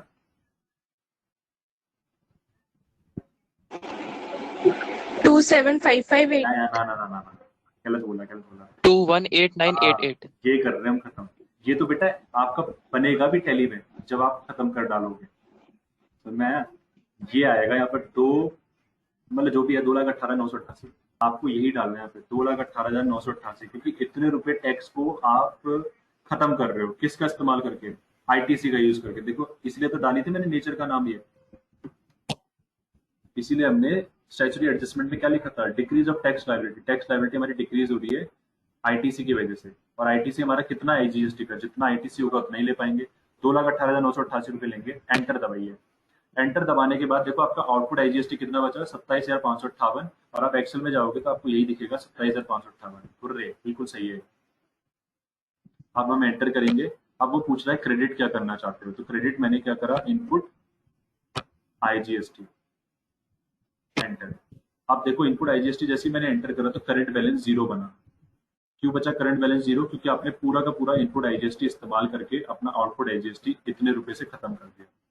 और अगर आप एक्सेल में जाओगे तो देखो आपको इनपुट आईजीएसटी पे अपना 0 दिखेगा। इसीलिए मैंने कहा था पहले एक्सेल में करो। अब सवाल आता है गलती का। बच्चा गलती क्या करेगा? मैं आपको गारंटी देता हूं आप डेट में गलती नहीं करोगे। आप ऑल्ट जे दबाना भूल सकते हो, बट जो मेन गलती है वो ये नहीं है। मेन गलती है कि आप आउटपुट आईजीएसटी को डेबिट नहीं कर पाओगे। आपको पहले समझना पड़ेगा कि जब भी टैक्स लायबिलिटी भी छोड़ो, जब भी कोई भी लायबिलिटी डिक्रीज होती है वो डेबिट होती है। ये भी हमें क्लियर ही नहीं है, क्योंकि हम इसको इग्नोर करते हैं। इसको इग्नोर मत करो। लायबिलिटी जब भी डिक्रीज होती है वो डेबिट होती है, और असेट हमेशा डिक्रीज होती है तो क्रेडिट होती है। इसका एग्जांपल मैं आपको देता हूँ, जरा मुझे बताना। अगर एक पार्टी है, हमने उससे गुड्स परचेज करा मिस्टर एक्स से। अभी मेरे एग्जांपल को समझो। मिस्टर एक्स ने गुड्स परचेज करा 1 लाख रुपए का उधार में। इसकी जनरल एंट्री क्या होगी, सबके साथ बताओ माइक का यूज करके। Purchase goods from mister X by ₹1 lakh. Journal entry क्या होगी?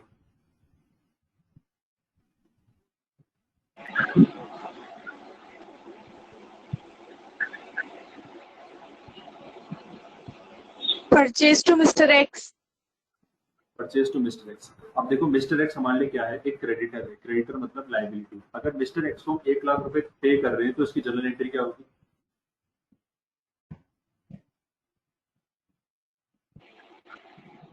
Mister X to cash. बिल्कुल, केवल शिवांगी जवाब दे दी। Very good. Mister X to cash. आप मिस्टर एक्स को अपने डेबिट कराना क्योंकि लायबिलिटी डिक्रीज हो रही है, और कैश को क्रेडिट करा क्योंकि असेट डिक्रीज हो रही है। जब लायबिलिटी डिक्रीज होती है तो डेबिट होता है, असेट डिक्रीज होती है तो क्रेडिट होता है। इसीलिए देखो सामने आपकी आउटपुट आईजीएसटी एक लायबिलिटी थी जिसको आपने डेबिट करा खत्म करने के लिए, और इनपुट आईजीएसटी आपके लिए एक प्रकार से टैक्स रिफंड नाम की असेट थी जिसको आपने क्रेडिट करा इस्तेमाल करने के लिए।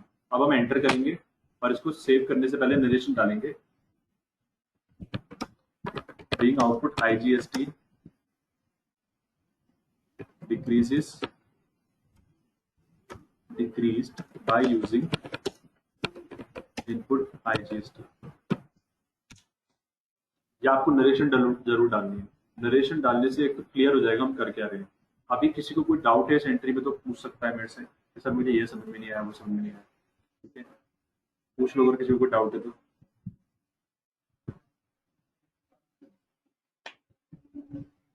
ठीक है, कोई डाउट है तो पूछ लेना। अब मैंने क्या करा, इस एंट्री को मैंने यस करके सेव कर दिया।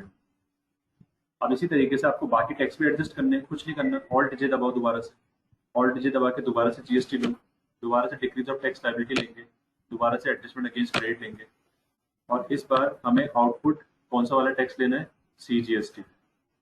इस बार अब बारी है आउटपुट सीजीएसटी की। हमें सीजीएसटी को खत्म करना है। कितने रुपए से? 21,967 रुपए 28 पैसे।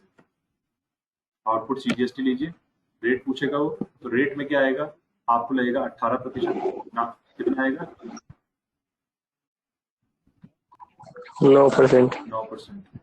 अब टैक्सेबल वैल्यू क्या आएगी इसकी? टैक्सेबल वैल्यू चेक करने के लिए आपको एक्सेल में जाना है, क्योंकि आउटपुट सीजीएसटी एक ऐसी टैक्सेबल वैल्यू को डिफाइन कर रहा है जो कि आपकी इंट्रास्ट रेट लेवल पर है, और आउटपुट का मतलब सेल्स होता है।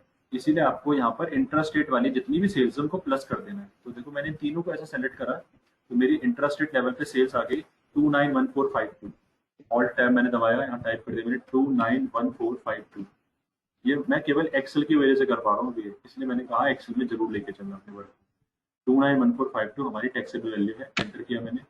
अब यहाँ पर मैं अपनी टैक्स लायबिलिटी को खत्म करूंगा कितने रुपए से, वो चेक करता हूँ जीएसटी वाली शीट से। वो आ रहा है 21,967 रुपये 28 पैसे, 21,967 रुपये 28 पैसे। दबाओ एंटर। एंटर दबाने के बाद मैंने दोबारा एंटर किया और यहाँ पे लिया मैंने इस बार इनपुट। कौन सा वाला लूंगा बताओ इन तीनों में से?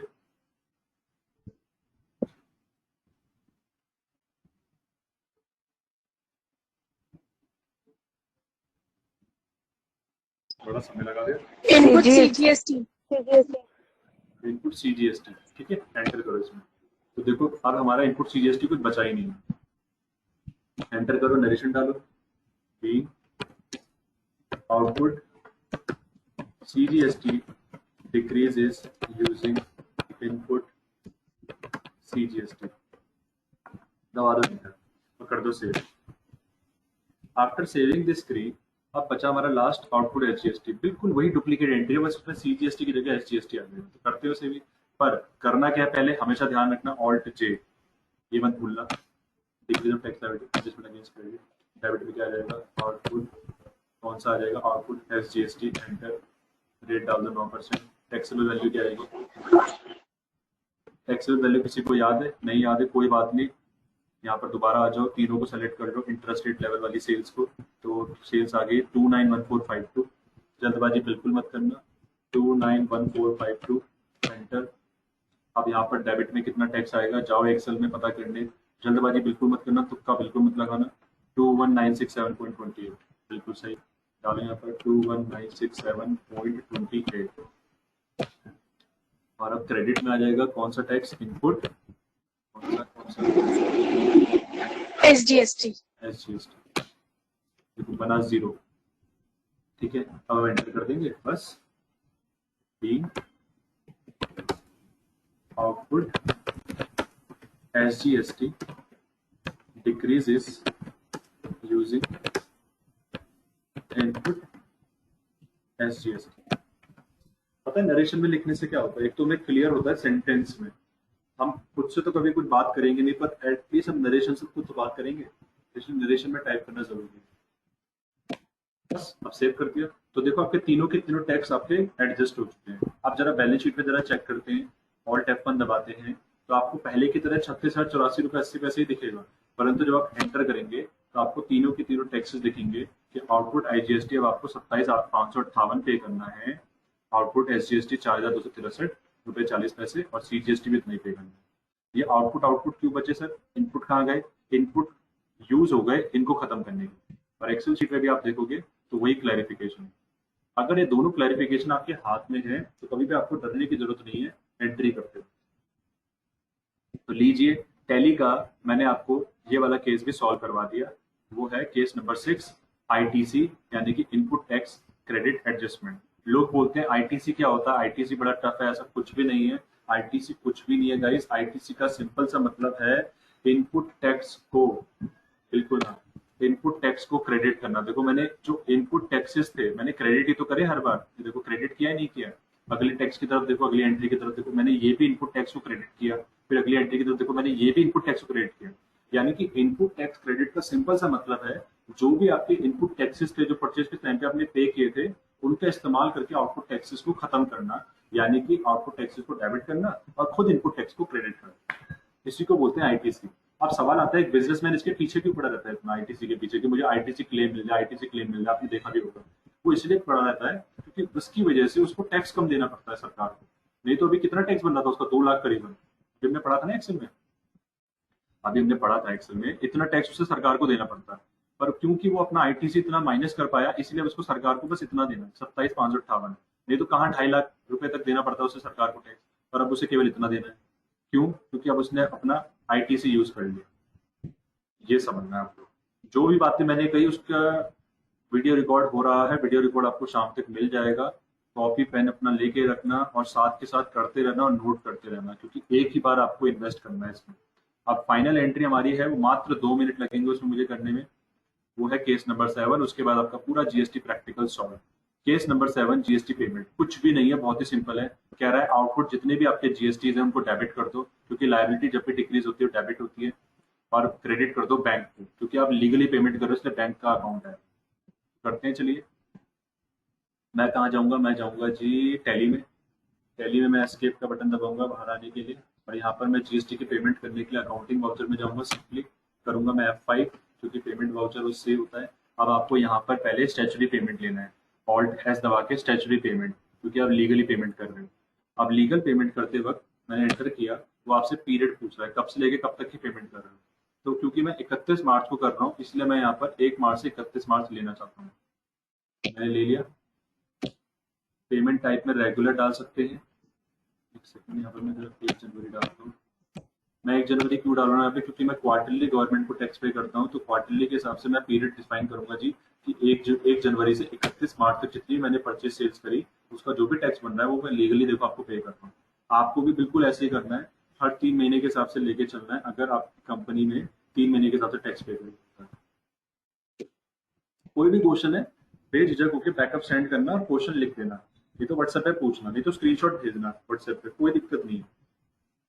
अब इन तीनों चारों में से कौन सा लेना है? एडवांस ना, एडवांस तो दे नहीं दे।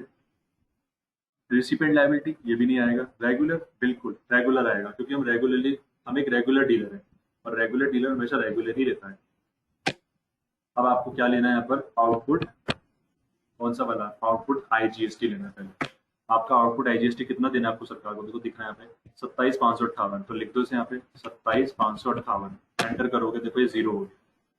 अब मैं दोबारा डेबिट करूंगा, यहाँ पर कितना आएगा? आउटपुट कौन सा वाला आएगा? आउटपुट बताइए। सीजीएसटी कितने रुपए से? 4,263 रुपए 40 पैसे। लास्ट में डेबिट दोबारा से, आउटपुट एसजीएसटी 4,263 रुपए 40 पैसे। क्रेडिट में आ जाएगा बैंक का खाता, तो हम ले लेंगे यहाँ पर बैंक। तो बैंक का खाता तो आ नहीं रहा, क्यों नहीं आ रहा बैंक का खाता? सर बनाया ही नहीं है। बट मैंने जब एंट्री स्टार्ट करी थी, मेरे को याद है टैली के दिन मैंने बोला था बैंक का खाता बनाने को शुरुआत में। बैंक लेजर है, देखो बताया था, ये मैंने खुद नहीं बनाया था। ये वाला नहीं बना था, नहीं बना था। अच्छा,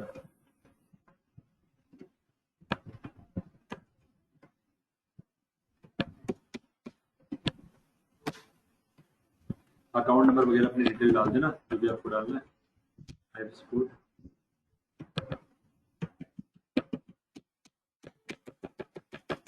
आप देखो करते क्या है, ध्यान समझना, ध्यान से, बिल्कुल बिल्कुल ध्यान से। जब भी आप टैली में ऑनलाइन लेजर बनाते हो तो आपसे कभी भी ओपनिंग बैलेंस नहीं पूछते हैं यहाँ पे, ये ध्यान रखना आपने। तो आप एंटर करके इसको सेव तो कर दोगे ऐसे, पर ओपनिंग बैलेंस नहीं डाल पाओगे। एंटर करो, फिर क्या करो? बैक स्पेस दबाओ, और फिर क्या करो? Control enter. कंट्रोल एंटर से ये ऑल्टर हो जाएगा ऑनलाइन, और फिर करो कंट्रोल एंड, इससे आप सबसे नीचे आ जाओगे। ये है सबसे स्मार्टेस्ट वे लेजर क्रिएट करके ओपनिंग बैलेंस भी डालने। 36,000 कितना रुपए था? 84 रुपये 80 पैसे।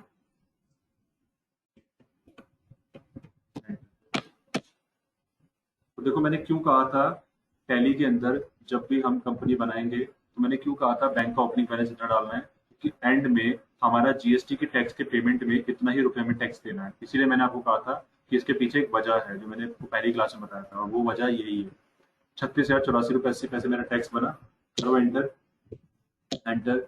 अब यहाँ पर वो लेजर का नाम पूछ रहा है, तो लेजर तो तीनों के तीनों है, तो तीनों लेजर को डिफाइन करना पड़ेगा। पहला कौन सा? Output IGST. ये भगवान क्या क्या करना पड़ता है। करो इसे भी 27,558 डालो यहाँ पे, 27,558। ठीक है। अब यहाँ पर आपको अगला टैक्स लेना है, अगला टैक्स का नाम है आउटपुट सीजीएसटी। इससे क्या होगा आपके, एक तो देखो मैं ये सब क्यों कर रहा हूँ, इससे ये होगा आपको क्लियर होगा चीजें अच्छे से। बार बार आप एक ही चीज अगर करोगे तो ज्यादा बेटर होगा। 4,263 रुपये 4 पैसे करना है तो पूरे परफेक्शन के साथ करो, वरना करो ही मत। आउटपुट एसजीएसटी कितना आ गया। अब यहाँ पर हमने सबने चेक ले रखा, तो चेक नहीं आएगा यहाँ पे। हम यहाँ पे लेंगे ई फंड पेमेंट, ई फंड ले सकते हैं। यहाँ पर भी मैं ई फंड लेना चाहूंगा, यहाँ पर भी मैं ई फंड लेना चाहूंगा। बस इसको आप ऐसे एंटर करके सेव कर दीजिए। नीचे जीएसटी डिटेल में आके आप यस करिए, तो आपको मोड ऑफ पेमेंट पूछेगा कि कैसे पे कर रहे हैं। मैंने बोला मैं चेक से कर रहा हूँ, क्रेडिट कार्ड से, डेबिट कार्ड से, डिमांड ड्राफ्ट से, नहीं एनईएफटी से। बिल्कुल सही। एनईएफटी से लेने के बाद वो पूछेगा name of the bank, bank का नाम क्या है, ठीक है ना। तो बैंक का नाम आप यहाँ पे डाल सकते हो। Common portal identification number, CIN and BRN UTR, ये तीनों नंबर बहुत ही ज्यादा इंपॉर्टेंट है। अब इन तीनों नंबरों को समझते हैं फटाफट से। 3 मिनट टाइम ओवर हो चुका है और आज हमारी फाइनल क्लास है, इसलिए मुझे करवाना है।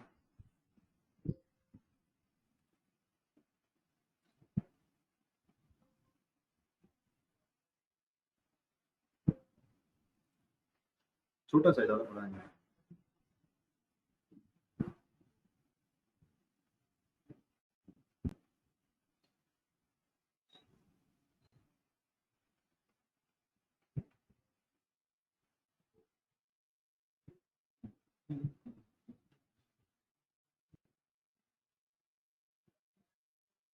देखो, CPIN आपका होता है 14 डिजिट का नंबर। ये GST की पेमेंट करने से पहले ये नंबर आपको डिफाइन करना होता है। 14 डिजिट का होता है CPIN, ठीक है। 17 डिजिट का होता है CIN। ये इश्यू करते हैं हम जब हम GST की पेमेंट कर देते हैं, यानी कि पेमेंट ऑफ GST की पेमेंट करने से पहले CPIN नंबर डालते हैं 14 डिजिट का यहाँ पर, ठीक है ना। 1 2 3 4 5 6 7 8 9 10 11 12 13 14, ठीक है ना। 14 डिजिट का CPIN होता है। और जो आपका ये जो सिन नंबर होता है CIN, ये आपका 17 डिजिट का होता है। ये GST की पेमेंट करने के बाद हमें डालना पड़ता है। 1 2 3 4 5 6 7 8 9 10 11 12 13 14 15 16 17, ठीक है। अब आता है BRN और UTR। देखो, BRN का फुल फॉर्म होता है, सॉरी BRN हमें कौन देता है, बैंक देता है जब भी हम चालान के अगेंस्ट पेमेंट करते हैं। BRN given by bank for payment against challan, ठीक है। और UTR क्या होता है, UTR is given by bank for each successful NEFT। जब भी आपकी कोई भी NEFT की पेमेंट आप करते हो तो आपके पास एक UTR नंबर आता है, वो स्पेसिफाई करता है कि आपकी वो बैंक की पेमेंट पूरी तरीके से सक्सेसफुल है, ठीक है। BRN का फुल फॉर्म मुझे अभी क्लियर नहीं है, तो BRN given by bank for payment against challan, ये आपको समझना है। BRN आपको बैंक देता है, ठीक है ना। ये बैंक आपको डिफाइन करेगा ये नंबर कब, जब आप चालान के अगेंस्ट पेमेंट करते हो। और UTR एक नंबर होता है जिससे आपको ये क्लियर होगा कि पेमेंट सक्सेसफुल है या नहीं है। मान लीजिए आपने किसी को पेमेंट करी, तो आपको उसका UTR नंबर चाहिए होगा उस पेमेंट का, ये पता करने के लिए पेमेंट सक्सेसफुल है या नहीं है। ऐसे ही आपको कोई पे करेगा तो आपके पास UTR नंबर आएगा। UTR number unique transaction number होता है, वो आप यहाँ पे डाल सकते हो। जितनी भी डिजिट का होता है उसको आप डालो यहाँ पर, ठीक है। पेमेंट की डेट डाल दो, जो भी पेमेंट की डेट है 31 मार्च। तो ये देखो सारी लीगल डिटेल्स मैंने यहाँ पे डाल के आपको बता दिया। CPIN GST से पहले क्या होता है, सिन नंबर GST के बाद का होता है, BRN आपको बैंक देता है, UTR आपकी सक्सेसफुल NEFT का नंबर होता है, यूनिक ट्रांजेक्शन नंबर, और पेमेंट डेट आपकी 31 मार्च है। एंटर करके इसको सेव कर दीजिए और नरेशन में डाल दीजिए टैक्स की पेमेंट।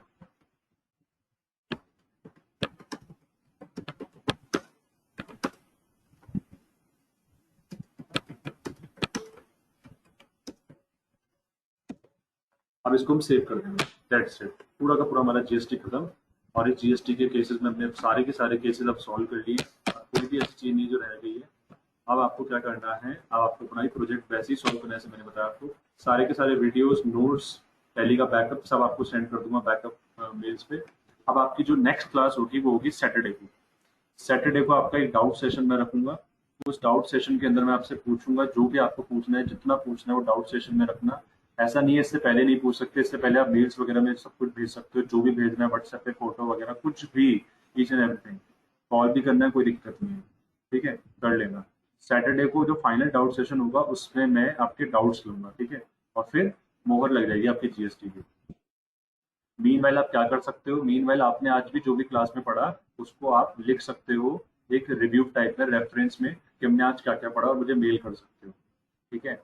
प्लस अगर हो सके तो एक वीडियो भी बनाना, वीडियो बना सकते हो अपनी खुद की कि मैंने GST के अंदर ये सीखा है, जिससे कि आपके एक तो इंटरव्यू की तैयारी भी हो जाएगी, थोड़ा सा आपको एक तो पॉलिश मिल जाएगा, प्लस ग्रूमिंग हो जाएगी, ठीक है ना। और हमारे लिए उसका क्या फायदा होगा, हम उसको यूज कर सकते हैं हम स्टूडेंट्स को दिखाने के लिए जो कि एक्चुअल में प्रोजेक्ट यानी कि GST वगैरह पढ़ना चाहते हैं, तो आपके कॉन्फिडेंस के थ्रू ही वो पढ़ पाएंगे, ठीक है ना। और इस टाइम पे सिचुएशन ऐसी है कि हमें इस तरीके की वीडियोस की जरूरत है। तो आई होप कुछ स्टूडेंट्स यहाँ पर जरूर आगे आएंगे, जैसे कि आशुतोष, ऋतिक, विधि, कनिका, मीनाक्षी, संध्या।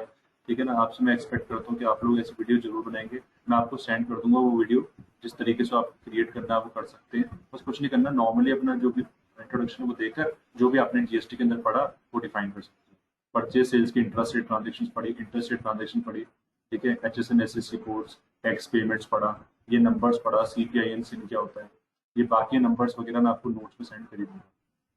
कोई भी डाउट हो एंड में पूछ लो। और बाकी आज की क्लास में इतना ही। ये आपकी लास्ट क्लास थी। सैटरडे को मैं फाइनल डाउट सेशन लूंगा, अगेन मैं बोल रहा हूँ, और 11 o'clock वो क्लास होगी, ठीक है। और वो उसमें 1 घंटा 1.5 घंटा जितना चलाना चाहिए चला सकते हैं, डिपेंड अपॉन, ठीक है। तो जो भी एब्सेंट हो चुके हैं उनसे भी बोल देना, बाकी मैं ग्रुप में भी सेंड कर दूँगा। और अगर आपको ग्रुप में कुछ लिखना है वो भी लिख सकते हो, ग्रुप में मैंने सबको एक्सेस दे रखा है। फील फ्री, जैसा आपको जो लिखना है जो कहना है वो आप कहिए, फीडबैक के लिए आपको खुली छूट है, ठीक है जी। तो bye, take care and good afternoon all of you.